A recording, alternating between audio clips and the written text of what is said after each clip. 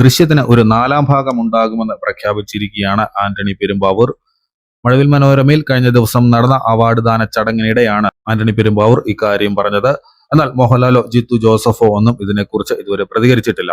സൂര്യയും മമിത ബൈജുവും പ്രധാന വേഷത്തിലെത്തുന്ന Vishwanath and sons എന്ന ചിത്രം 200 കോടി ക്ലബിൽ എത്തിയതായിട്ട് അതിന്റെ അണിയറ പ്രവർത്തകർ അറിയിച്ചിട്ടുണ്ട്. സൂര്യയുടെ തുടർച്ചയായ 2ാമത്തെ ചിത്രമാണ് 200 കോടി ക്ലബിൽ എത്തുന്നത്. നേരത്തെ അദ്ദേഹത്തിന്റെ കറുപ്പ് എന്ന ചിത്രവും 200 കോടി എത്തിയിരുന്നു. നിവിൻ പോളിയും മമിത ബൈജുവും പ്രധാന വേഷത്തിലെത്തുന്ന ബേത്ലഹേം കുടുംബ യൂണിറ്റ് എന്ന ചിത്രം ഇതുവരെ 61.37 കോടി രൂപ വേൾഡ് വൈഡ് കളക്ഷൻ നേടിയതായിട്ടുള്ള റിപ്പോർട്ടുകൾ പുറത്തു വന്നിട്ടുണ്ട്.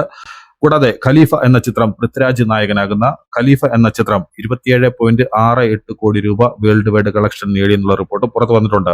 സൂപ്പർ താരം യഷ് നായകനാകുന്ന ടോക്സിക് എന്ന ചിത്രം തിരുവോണ നാളിൽ, അതായത് ഓഗസ്റ്റ് 26-ന് റിലീസാകും. ആദ്യത്തെ ഷോ രാവിലെ 6 മണിക്കാണ്.